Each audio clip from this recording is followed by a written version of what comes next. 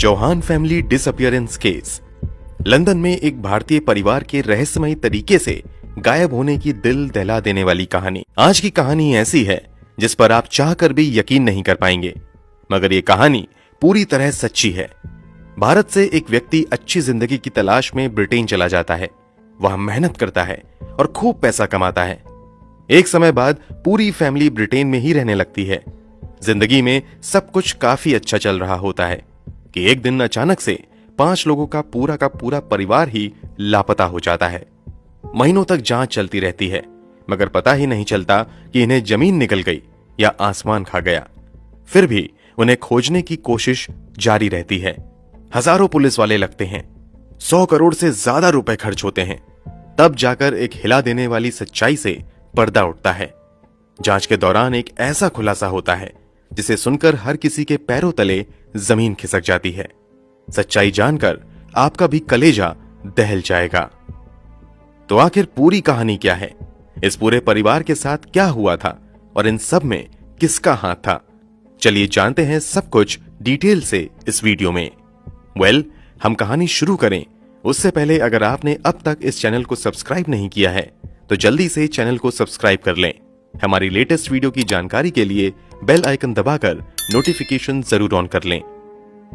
ये पूरी कहानी अमरजीत चौहान और उनके परिवार की है।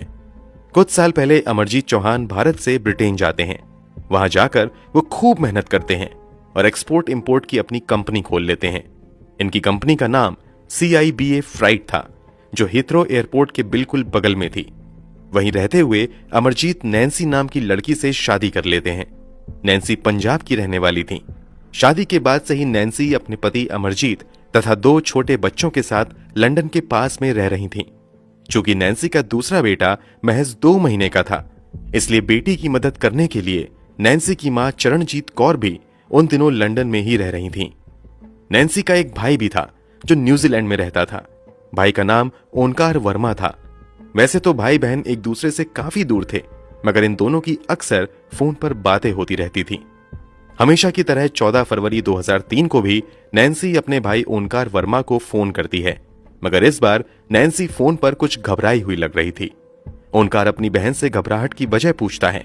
इस पर नैन्सी जवाब देती है कि कल अमरजीत ऑफिस गए थे, उसके बाद से वापस नहीं आए हैं। नैन्सी के मुताबिक जब अमरजीत को ऑफिस से आने में देर होती है तो नैन्सी कई बार अमरजीत के नंबर पर फोन करती हैं, मगर अमरजीत का मोबाइल स्विच ऑफ आता है। थोड़ी देर बाद वो अमरजीत की कंपनी के नंबर पर फोन करती हैं। वहां से नैन्सी को जानकारी मिलती है कि अमरजीत एक अर्जेंट बिजनेस मीटिंग के लिए नेदरलैंड्स चले गए हैं। एक बड़े बिजनेसमैन के लिए अर्जेंट मीटिंग के लिए किसी दूसरे देश जाना बड़ी बात नहीं थी, मगर अमरजीत के नेदरलैंड्स जाने की बात सुनकर नैन्सी बिल्कुल घबरा जाती हैं, क्योंकि अमरजीत ने एक बार भी नैन्सी से किसी नई बिजनेस डील के बारे में या फिर नेदरलैंड्स जाने के बारे में कोई चर्चा नहीं की थी। अमरजीत के नेदरलैंड्स जाने की बात नैन्सी को इसलिए भी हजम नहीं हो रही थी क्योंकि नैन्सी को यह बात अच्छे से मालूम थी कि कुछ ही दिन पहले अमरजीत ने रेजिडेंसी परमिट के लिए अप्लाई किया था।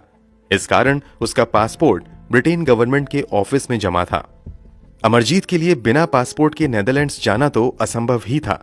अभी नैन्सी ये सब कुछ समझने की कोशिश कर ही रही थी कि थोड़ी देर बाद उसके मोबाइल पर एक वॉइस मेल आता है। ये वॉइस मेल अमरजीत चौहान का ही था। वॉइस मेल में अमरजीत नैन्सी से कहता है कि तुम चिंता मत करो, मुझे कुछ अर्जेंट काम की वजह से ब्रिटेन के बाहर जाना पड़ा है। मैं बहुत जल्द वापस तुम लोगों के पास आऊंगा। ये मैसेज सुनकर तो किसी को भी सुकून मिल जाता, मगर इस वॉइस मेल के बाद नैन्सी की परेशानी और भी ज्यादा बढ़ जाती है, क्योंकि ये पहली बार था जब अमरजीत ने नैन्सी को कोई मैसेज इंग्लिश में दिया था। इससे पहले अमरजीत ने हमेशा नैन्सी से पंजाबी में ही बात की थी। 13 फरवरी 2003 को अमरजीत आखिरी बार काम पर गए थे, मगर वापस नहीं आए थे। इस पूरे घटनाक्रम की जानकारी नैन्सी ने अपने भाई ओंकार वर्मा को 14 फरवरी 2003 को दी थी। बहन से बातचीत के दौरान सारी बातें जानने के बाद ओंकार बहन को समझाता है और फोन रख देता है। अगले दिन यानी 15 फरवरी 2003 को जब ओंकार एक बार फिर से अपनी बहन को यह जानने के लिए फोन करता है कि अमरजीत वापस लौटे या नहीं, तो नैन्सी का फोन भी बंद आने लगता है। कई बार फोन करने के बाद भी कोई जवाब नहीं मिल पाता है। उधर ओंकार अपनी बहन से बात करने के लिए लगातार परेशान था, तो दूसरी तरफ अमरजीत की कंपनी सीबा फ्राइट के एम्प्लॉय भी लगातार नैन्सी को फोन कर रहे थे, मगर कामयाब नहीं हो पा रहे थे। थक हार कर कंपनी वाले स्थानीय पुलिस स्टेशन में फोन करते हैं और उन्हें बताते हैं कि 2 दिन से कंपनी के बॉस यानी अमरजीत चौहान काम पर नहीं आए हैं और अब उनकी वाइफ नैन्सी चौहान से भी संपर्क नहीं हो पा रहा है। जानकारी के बाद पुलिस की एक टीम सीधे अमरजीत के घर जाती है, तो वहां पता चलता है कि घर पर कोई नहीं है, यानी अब अमरजीत के साथ साथ अमरजीत की पत्नी नैन्सी और उनके 2 बच्चे तथा नैन्सी की मां सभी गायब थे। अभी पुलिस ये समझने की कोशिश कर ही रही थी कि अचानक से ये सभी कहां चले गए हैं। तभी पुलिस को एक चौंका देने वाली जानकारी हाथ लगती है। दरअसल अमरजीत और पूरे परिवार के गायब होने के बाद एक व्यक्ति एक लेटर के साथ अमरजीत की कंपनी में आता है, जिस पर अमरजीत का सिग्नेचर था। लेटर में अमरजीत ने लिखा था कि मैं इंग्लैंड से ऊब गया हूं, इसलिए अपनी मर्जी से इंग्लैंड को छोड़कर हमेशा हमेशा के लिए जा रहा हूं तथा ये कंपनी अब मैं नए मालिक को सौंप रहा हूं। इस लेटर के साथ साथ पूरा डॉक्यूमेंट भी था, जिस पर कंपनी के नए मालिक की पूरी डिटेल और अमरजीत का सिग्नेचर था। पुलिस इस पेपर की जांच पड़ताल करवाती है तो पेपर बिल्कुल सही पाया जाता है। इस तरह पुलिस ये मान लेती है कि अमरजीत चौहान वास्तव में इंग्लैंड से ऊब गए हैं, इसलिए वो देश छोड़कर कहीं चले गए हैं। यहां से पुलिस की जांच भी काफी ढीली हो जाती है। दूसरी तरफ इन लोगों को गायब हुए 6 हफ्तों से ज्यादा समय बीत जाता है। इसी बीच इंग्लैंड के स्थानीय न्यूज़पेपर में भी अमरजीत चौहान से जुड़ी एक खबर छपती है, जिसमें यह दावा किया जाता है कि अमरजीत बहुत ज्यादा फाइनेंशियल प्रॉब्लम झेल रहे थे, इसलिए उन्होंने चुपचाप अपनी कंपनी बेच दी और देश छोड़कर चले गए हैं। पुलिस के साथ साथ अमरजीत की कंपनी के दूसरे कर्मचारी तथा आसपास के सभी लोग ये बात मान चुके थे कि अमरजीत अपनी मर्जी से इंग्लैंड छोड़कर चले गए हैं। मगर न्यूजीलैंड में रह रहा नैन्सी का जो भाई था, उसे ना तो पुलिस के दावों पर यकीन हो रहा था और ना ही अमरजीत के देश छोड़कर जाने वाली बात हजम हो रही थी। इसलिए जब पुलिस की तरफ से इस केस में कुछ ज्यादा पहल नहीं की जाती है, तो आखिरकार 5 मार्च 2003 को ओंकार वर्मा न्यूजीलैंड से सीधा लंदन चला आता है। लंदन आकर ओंकार वर्मा लगातार पुलिस पर अमरजीत को ढूंढने का दबाव बनाता है, मगर पुलिस बहुत ज्यादा इंटरेस्ट नहीं लेती है। अंत में ओंकार पुलिस के खिलाफ एक अभियान शुरू कर देता है। तब जाकर पुलिस फिर से जांच करने को तैयार हो जाती है। केस की जांच फिर से शुरू होती है और पुलिस जांच की शुरुआत अमरजीत के घर से करती है। होना तो ये चाहिए था कि पुलिस इन लोगों के लापता होने के पहले ही दिन घर में जाकर तलाशी ले, मगर यह तलाशी कई हफ्तों बाद हो रही थी।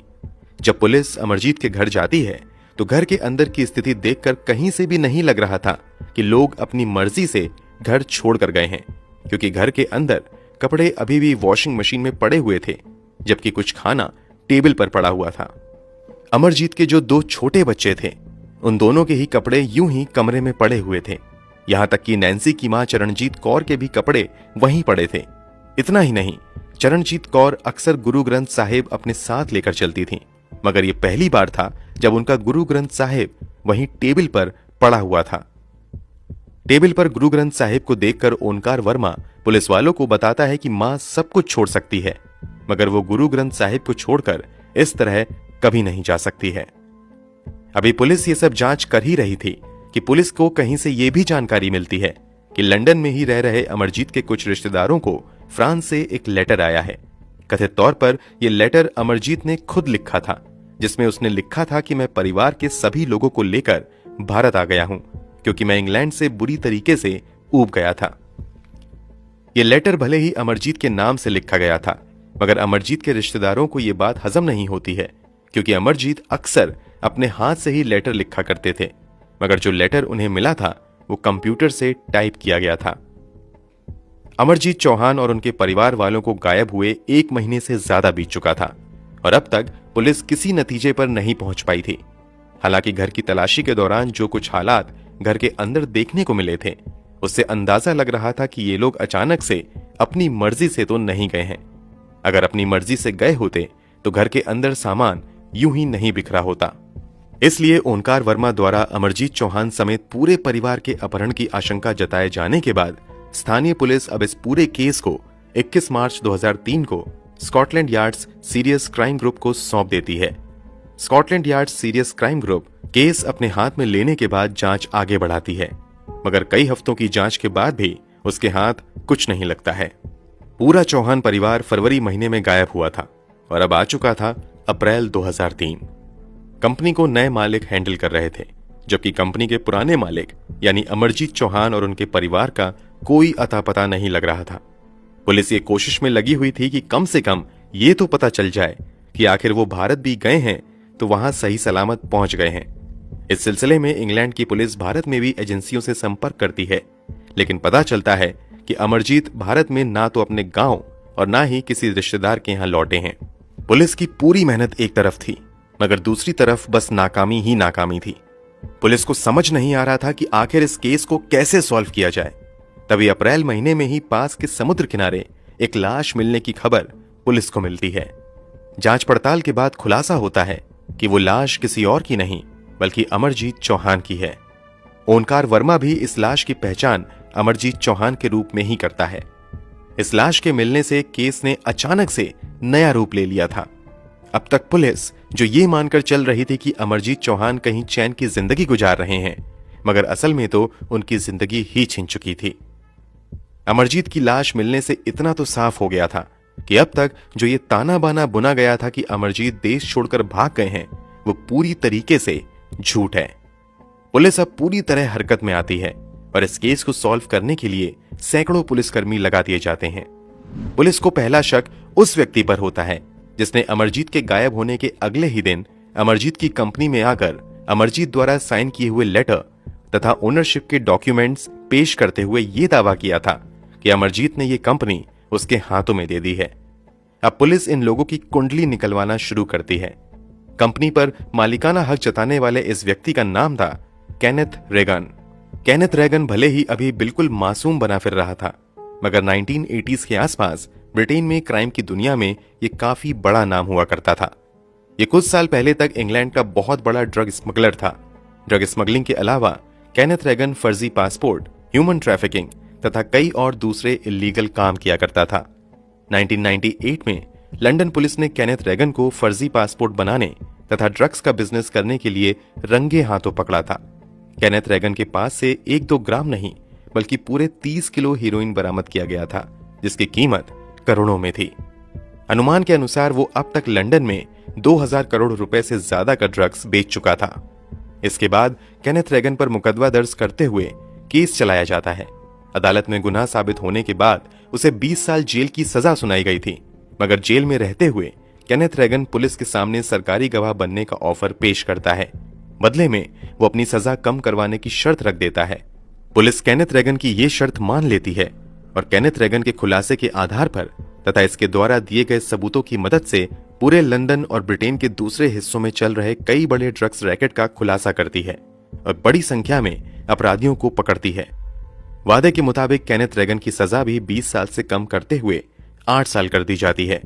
सजा कम होने के बाद वो पुलिस की और भी कई केस में मदद करता है और बदले में उसकी सजा कम होती रहती है। आखिरकार केनेथ रेगन सिर्फ 3 साल की सजा काटकर 2002 में जेल से बाहर आ जाता है। जेल से बाहर आने के बाद केनेथ रेगन की आर्थिक स्थिति बेहद खराब हो चुकी थी। क्रिमिनल बैकग्राउंड होने की वजह से उसे कहीं काम भी नहीं मिल रहा था। ऐसे में अमरजीत चौहान केनेथ रेगन के लिए मसीहा बनकर सामने आते हैं। दरअसल अमरजीत अक्सर बेसहारा लोगों को अपनी कंपनी में नौकरी दे दिया करते थे। केनेथ रेगन भी जेल से बाहर आने के बाद बिल्कुल बेसहारा था। उसके पास ना तो खाने के पैसे थे और ना ही कोई काम था। ऐसे में केनेथ रेगन अमरजीत की कंपनी में काम मांगने आता है। अमरजीत को केनेथ रेगन पर दया आ जाती है और वह उसे अपनी कंपनी सीबा फ्राइट में डिलीवरी बॉय की नौकरी दे देता है। अब अमरजीत चौहान की लाश मिलने के बाद पुलिस फिर से सीबा फ्राइट के नए मालिक तथा अमरजीत के मरने से पहले इसी कंपनी में मामूली डिलीवरी बॉय की नौकरी करने वाले केनेथ रेगन को हिरासत में लेती है और पूछताछ का सिलसिला शुरू होता है। पुलिस की शुरुआती पूछताछ में केनेथ रेगन बताता है कि ब्रिटेन छोड़ने से पहले अमरजीत चौहान ने खुद ही उसे कंपनी का मालिक बना दिया है। केनेथ रेगन पुलिस के सामने इस डील के पूरे दस्तावेज भी पेश करता है। चूंकि पुलिस केनेथ रेगन की पूरी हिस्ट्री निकाल चुकी थी और उसे मालूम था कि ये कितना बड़ा क्रिमिनल रह चुका है, इसलिए पुलिस केनेथ रेगन पर यकीन नहीं करती है और उससे सख्ती से पूछताछ का सिलसिला शुरू होता है। पुलिस भले ही पूरी ताकत लगाते हुए पूछताछ कर रही थी, मगर केनेथ रेगन कोई कच्चा खिलाड़ी नहीं था। पुलिस के हाथ कहीं से कोई भी जानकारी या कामयाबी नहीं लग रही थी। अब एक बार फिर से लग रहा था कि पुलिस के हाथ खाली रह जाएंगे। तभी 9 अप्रैल 2003 को पुलिस के पास एक महिला का फोन आता है और इस एक फोन कॉल से काफी कुछ बदल जाता है। ये फोन किसने किया था और फोन पर उसने क्या कहा था, वो हम आपको वीडियो में आगे बताएंगे। फिलहाल बताते हैं कि इस फोन के बाद आगे क्या होता है। उस एक फोन के बाद पुलिस केनेथ रेगन के साथ बेरहमी से पेश आती है और पूरी सख्ती के साथ उससे पूछताछ का सिलसिला शुरू होता है। आखिरकार पुलिस की सख्ती के आगे केनेथ रेगन की हर चालाकी कमजोर पड़ जाती है और फिर एक ऐसा खुलासा होता है जिसे जानकर हर किसी के पैरों तले जमीन खिसक जाती है। दरअसल केनेथ रेगन को अमरजीत की कंपनी में बतौर डिलीवरी बॉय जॉब करते हुए जब कुछ महीने बीत जाते हैं तो इसी दौरान उसे पता चलता है कि अमरजीत अपनी कंपनी बेचकर परिवार सहित ब्रिटेन से वापस भारत जाना चाहते हैं, क्योंकि अमरजीत की पत्नी नैन्सी ने कई बार ऐसी इच्छा जताई थी। इसी के बाद एक दिन केनेथ रेगन अमरजीत को कहता है कि वह एक ऐसे व्यक्ति को जानता है जो काफी अमीर है और वह आपकी इस कंपनी को काफी अच्छी कीमत देकर खरीद सकता है। चूंकि अमरजीत इस कंपनी को बेचना ही चाहते थे, इसलिए अमरजीत केनेथ रेगन से कहते हैं कि ठीक है, उस खरीदार से हमारी मीटिंग करवाओ ताकि इस डील को फाइनल किया जा सके। इसी के बाद 12 फरवरी 2003 को केनेथ रेगन अमरजीत को कंपनी के खरीदार से मीटिंग के लिए अपने घर पर आने को कहता है। केनेथ रेगन अमरजीत को यह भरोसा दिलाता है कि इस कंपनी को खरीदने वाला व्यक्ति उसके घर पर ही मीटिंग करना चाहता है। इसी के बाद जैसे ही अमरजीत बिजनेस डीलिंग के लिए केनेथ रेगन से मिलने उसके घर पर आता है, केनेथ रेगन अपने 2 अन्य साथियों के साथ मिलकर अमरजीत को किडनैप कर लेता है। किडनैपिंग के बाद अमरजीत को बुरी तरीके से मारा पीटा जाता है और उसे कई सारे ब्लैंक दस्तावेज पर जबरदस्ती साइन करने को कहा जाता है। जब अमरजीत साइन करने को तैयार नहीं होता है तो एक बार फिर से अमरजीत को बुरी तरीके से पीटा जाता है और आखिरकार उससे कई सारे ब्लैंक पेपर पर साइन करवाए जाते हैं। साथ ही पहले से तैयार किए गए ओनरशिप ट्रांसफर पेपर पर भी अमरजीत के सिग्नेचर ले लिए जाते हैं। सिग्नेचर लेने के बाद अमरजीत से एक वॉइस मेल अपनी पत्नी नैन्सी को भी भेजने को कहा जाता है, जिसमें अमरजीत से कहा जाता है कि तुम अपनी पत्नी से कहो कि मैं बिजनेस डीलिंग के लिए देश के बाहर जा रहा हूं। अमरजीत से ये सब कुछ करवाने के बाद बड़ी ही बेरहमी से उसे मार दिया जाता है। शुरू में केनेथ रेगन का प्लान यही था कि अमरजीत को मारने के बाद वो सारे पेपर ले जाकर कंपनी में देगा और वो कंपनी का मालिक बन जाएगा, मगर बाद में उसे लगता है कि अमरजीत की पत्नी तथा बच्चों के रहते उसका कंपनी हथियाने का प्लान पूरी तरीके से कामयाब नहीं हो पाएगा। इसलिए वो अमरजीत को मारने के बाद 15 फरवरी 2003 को अपने एक दोस्त के साथ अमरजीत के घर जाता है और घर के अंदर ही अमरजीत की पत्नी नैन्सी, अमरजीत के 18 महीने के बेटे देवेंद्र तथा 2 महीने के बेटे रविंदर तथा नैन्सी की मां चरणजीत कौर को मौत के घाट उतार देता है और इन सभी की लाश को ठिकाने लगा देता है। इसके बाद केनेथ रेगन अमरजीत के साइन किए हुए ब्लैंक पेपर पर एक फर्जी लेटर लिखता है, जिसमें अमरजीत के परिवार सहित इंग्लैंड छोड़कर जाने की मनगढ़ंत बातें लिखता है। इस घटना के बाद पुलिस पूरी घटना के मुख्य आरोपी केनेथ रेगन को गिरफ्तार कर लेती है। इस घटना को अंजाम देने में उसका साथ देने वाले उसके दोस्त विलियम हॉर्नसी तथा पीटर लीस की जब तलाश शुरू होती है तो पता चलता है कि ये दोनों पहले ही देश छोड़कर भाग चुके हैं। ये दोनों भले ही देश छोड़कर भाग चुके थे, मगर काफी मेहनत के बाद जर्मनी में इन दोनों को गिरफ्तार कर लिया जाता है और वापस इंग्लैंड लाया जाता है। हमने आपको केनेथ रेगन की साजिश, उसके अपराध तथा खुलासे के बारे में बस कुछ मिनट में बता दिया, मगर पुलिस को ये जानकारी जुटाने में लगभग 1 से 1.5 साल का समय लगा था। इतना ही नहीं, इस पूरे केस पर 1000 से ज्यादा पुलिस अधिकारी ने दिन रात काम किया था। इस अकेले केस को सॉल्व करने में 100 करोड़ रुपए से ज्यादा का खर्चा आया था। आपके मन में एक सवाल अभी भी चल ही रहा होगा कि आखिर पुलिस के पास वो फोन किसने किया था। दरअसल पुलिस के पास वो फोन किसी और ने नहीं, बल्कि कभी केनेथ रेगन की गर्लफ्रेंड रही बेलिंडा ब्रेवन ने किया था। हुआ यूं था कि अमरजीत को मारने के बाद केनेथ रेगन अपने दोस्त विलियम हॉर्नसी के साथ अमरजीत के घर जाता है और बस कुछ ही मिनट में अमरजीत की पत्नी नैन्सी, अमरजीत के 2 बेटों तथा नैन्सी की मां की हत्या कर देता है। इन चारों की हत्या करने के बाद वो इन सभी की लाश को एक गाड़ी में डालता है और लाश को लेकर शहर से दूर लगभग 50 एकड़ में फैले फार्म में दफना देता है।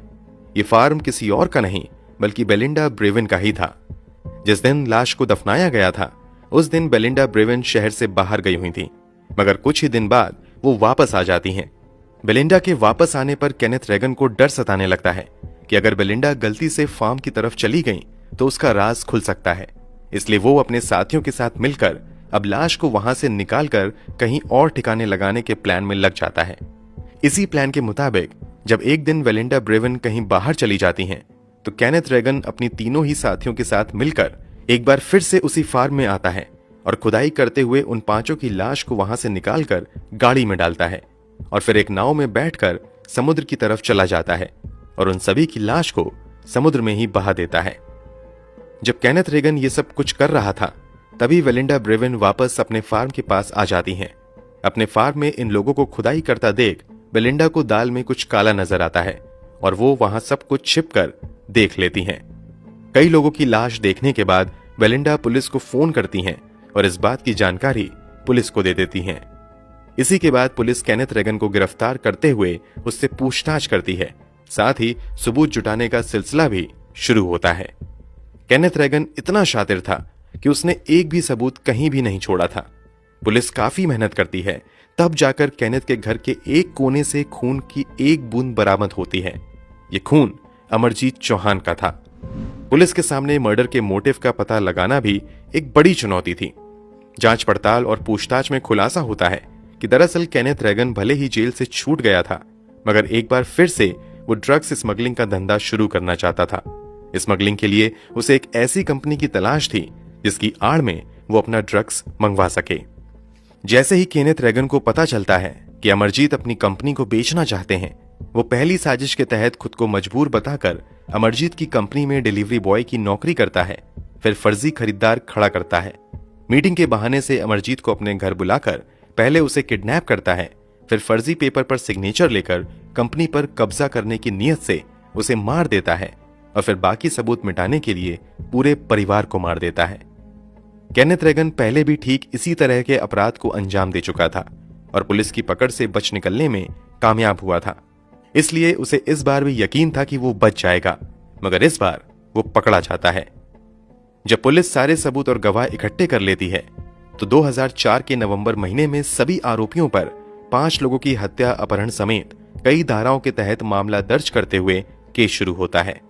पूरी सुनवाई के बाद अदालत 2005 के अप्रैल महीने में इस केस के मुख्य साजिशकर्ता केनेथ रेगन तथा उसके सहयोगी हॉर्नसी को घर के सभी सदस्यों की हत्या करने के जुर्म में उम्र कैद की सजा सुनाती है, जबकि अमरजीत चौहान की हत्या का दोषी पाते हुए पीटर लीस को 23 साल की सजा सुनाई जाती है। आपकी जानकारी के लिए बता दें कि 2003 के अप्रैल महीने में पहले अमरजीत चौहान की लाश मिलती है, फिर जुलाई महीने में अमरजीत की पत्नी नैन्सी की भी लाश मिल जाती है। नैन्सी की लाश उस समय मिली थी जब कुछ मछुआरे समुद्र में मछली पकड़ रहे थे। जब उन्होंने जाल फेंका तो उसमें नैन्सी की लाश फंस गई। 2003 के ही नवंबर महीने में नैन्सी की मां चरणजीत कौर की लाश भी समुद्र किनारे मिल जाती है। इन 3 लाशों की डेड बॉडी तो मिल गई, मगर दोनों छोटे बच्चों की लाश आज तक बरामद नहीं की जा सकी। दोस्तों, इस पूरी घटना पर आप क्या कहना चाहेंगे? कमेंट बॉक्स में जरूर बताएं। अगर आपको हमारी मेहनत पसंद आई हो तो इस वीडियो को लाइक करते हुए शेयर भी करें। अगर आपने अब तक इस चैनल को सब्सक्राइब नहीं किया है तो जाने से पहले इस चैनल को जरूर सब्सक्राइब कर लें। क्राइम की दुनिया से जुड़ी ऐसी ही सच्ची कहानियों के लिए बेल आइकन दबाकर नोटिफिकेशन जरूर ऑन कर लें। धन्यवाद।